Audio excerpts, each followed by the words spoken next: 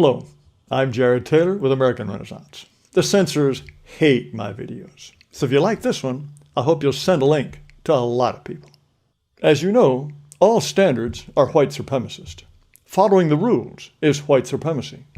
You probably remember the Smithsonian's warning that hard work and the scientific method and planning for the future and being on time and having good manners are all bad because they are part of white culture.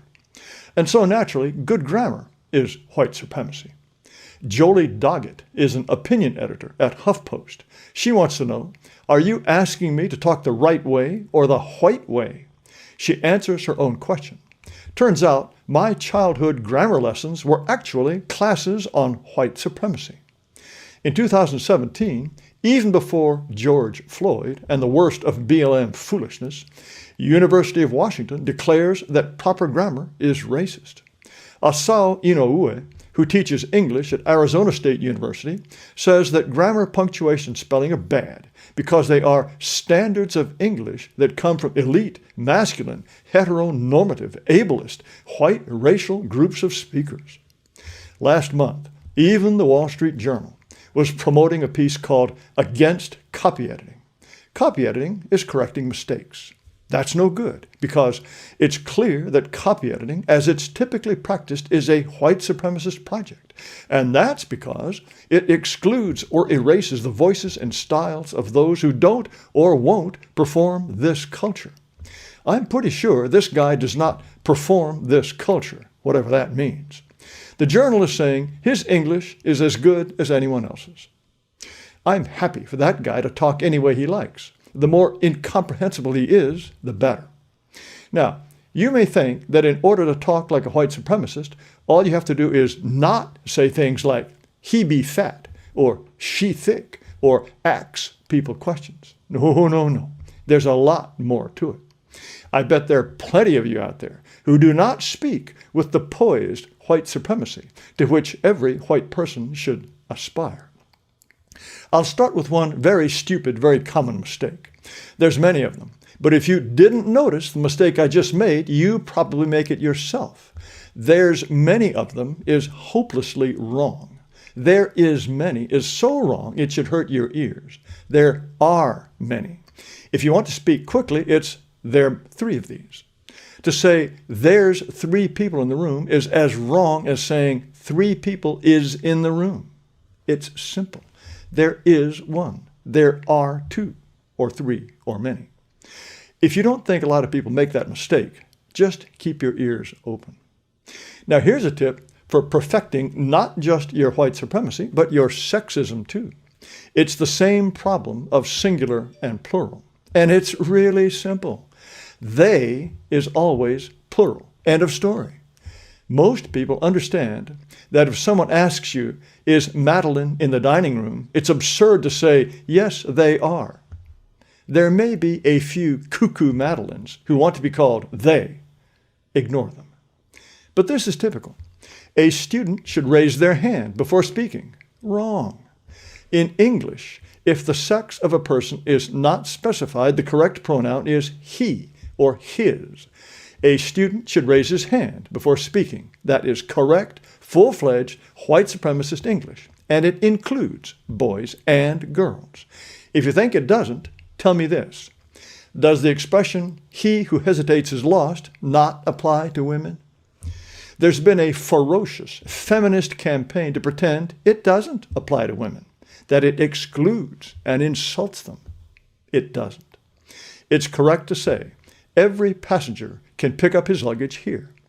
Every passenger can pick up their luggage here is and always will be wrong, no matter how many people say it.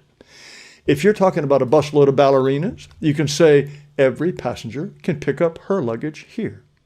If you want to be grammatical, but are chicken-hearted and are afraid of being accused of male chauvinism, you can duck the issue and say passengers can pick up luggage here. Here's more idiocy. Send a card to show your sweetheart you love them. Them would be correct, and therefore racist, only if you have more than one sweetheart, in which case you would say, send cards to show your sweethearts you love them. cards, plural, sweethearts, plural, and them, which is always plural. Just last night, I drove by a street corner where there had been a fatal crash. Someone had put up a sign that said, "A person lost their life here." I'm sorry about that, but a person proved his ignorance here. Anyone who cares enough to put up a sign surely knows the sex of the person who died and could have written, "Someone lost his life here," or "her life here." There is correct only if more than one person dies. 10 people lost their lives here. Lives has to be plural because each person had his own life. They didn't all have the same life. With all the feminist promotion, "they" shows up all the time where it shouldn't. You hear a lot of rubbish like this. Walmart is on a big diversity push. They're hiring only black lesbians. Walmart is singular. That's why you say Walmart is and not Walmart are. Therefore, it is hiring only black lesbians, not they. In Britain, some people would actually say Walmart are. Americans don't. Here is one of the finer points of lily white supremacy, where you put only. The word only applies only to words it's right next to. What does this sentence mean? I only eat spaghetti on Tuesdays. Most people think it means I eat spaghetti only on Tuesdays. It doesn't. I only eat spaghetti on Tuesdays means that on Tuesdays, all I do with spaghetti is eat it. On other days of the week, I might shove it up my nose, throw it over the fence, or plant it in the garden. But on Tuesdays, all I do with it is eat it. Think of it this way. I only eat spaghetti on Tuesdays. I don't do anything else with it. Where you put that only changes everything. I eat only spaghetti on Tuesdays means that's all I eat the whole day. And only I eat spaghetti means I hog it all for me and you don't get any.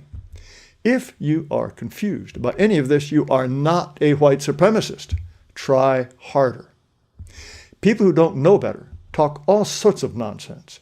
If he would have known, he would have come. No. If he had known, he would have come. How hard is that?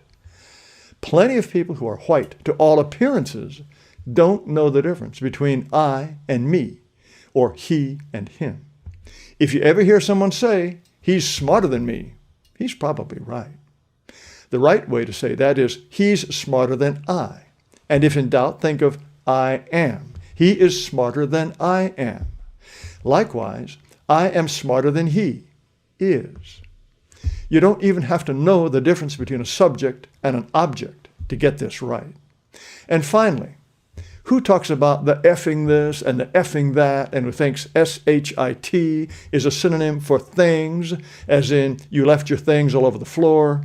You don't want to talk like those people. But there's a whole lot more to talking like a true white supremacist. For example, you have to know the difference between who and whom. Who do you love is wrong. It's whom do you love. Shundalin Allen knows the difference. Don't let this black lady be more white supremacist than you.